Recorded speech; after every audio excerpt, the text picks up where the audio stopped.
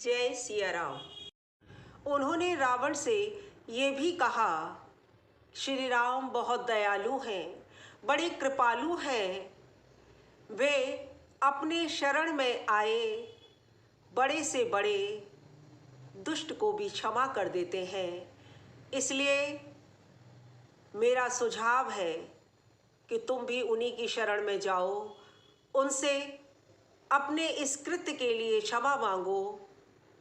उनकी पत्नी माता सीता को उन्हें वापस लौटा दो, वो तुम्हें अवश्य माफ़ कर देंगे और तब तुम इस लंका पर अटल राज्य करना। लेकिन इस बात को सुनकर रावण अत्यंत क्रोधित हुआ और कहने लगा, हे मूर्ख वानर, तू मुझे उपदेश देता है? तू मुझे बताएगा कि मुझे क्या करना चाहिए और क्या नहीं करना चाहिए? और तुरंत उन्होंने कहा कि कोई है जो यहाँ इस वानर को मेरे सामने से हटा दे, इसका वध कर दे। उसी समय विभीषण अपने मंत्रियों के साथ रावण की सभा में उपस्थित हुए और उन्होंने आकर रावण को समझाया, महाराज, दूत अवध्य होता है, आप उसका वध नहीं कर सकते, यह नीति विरुद्ध है, कोई और दंड सोचिए। तब ये कहा कि अच्छा, इस वानर को अंग भंग करके भेज दो। और तब उन्होंने ये बताया कि क्यों ना हम ऐसा करें कि इस वानर की पूंछ में आग लगा दें, क्योंकि वानर को अपनी पूंछ से बड़ा प्रेम होता है। और सर्वसम्मति से जब ये तय हो गया तो इधर हनुमान जी ने अपना खेल दिखाया कि अपनी पूंछ को इतना विस्तृत कर दिया कि लंका में जितना भी कपड़ा वस्त्र था और जितना भी घृत और तेल था वह सब कम पड़ गया और हनुमान जी की पूंछ बढ़ती चली गई। और तब जब उसमें आग लगा दी तो हनुमान जी ने वहाँ से छलांग लगाकर एक के बाद एक भवन के ऊपर जाकर पूरी लंका को जला दिया और राक्षसनियाँ त्राय त्राय करने लगे। तब सारी लंका को जलाकर हनुमान जी ने समुद्र में आकर अपनी पूंछ को बुझाया और फिर उसी सामान्य रूप में माता सीता के समक्ष उपस्थित हुए और उन्हें प्रणाम करके आश्वासन देकर कि मैं जा रहा हूँ, श्री राम को आपका संदेश दूंगा, श्री राम शीघ्र ही यहाँ आएंगे और आपको ले जाएंगे।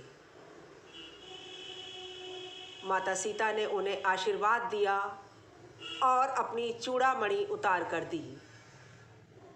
इसके बाद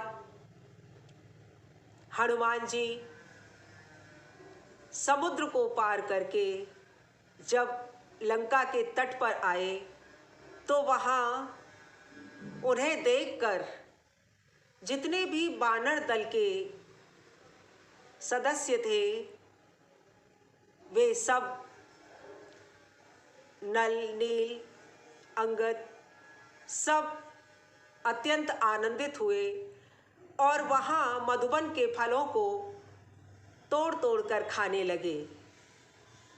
और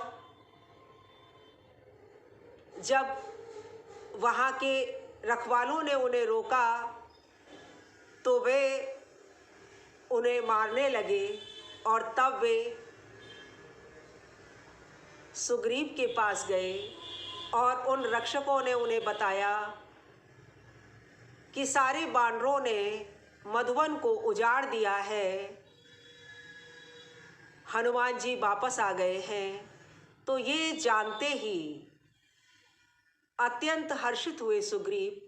वे समझ गए कि हनुमान जी अवश्य ही श्री राम का कार्य संपन्न करके लौटे हैं, क्योंकि समस्त वानरों ने ये प्रण किया था कि जब तक श्री राम के आदेश का पालन करके हनुमान जी लंका से माता सीता का पता लगाकर लौट कर नहीं आएंगे, तब तक वे अन्न जल ग्रहण नहीं करेंगे। और हनुमान जी ने भी ये प्रण किया था कि अगर वो माता सीता का पता नहीं लगा पाएंगे तो वे लौटकर नहीं आएंगे।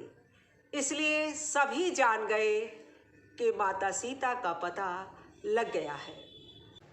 और तब हनुमान जी सुग्रीव और जामवंत के साथ श्री राम के पास आए।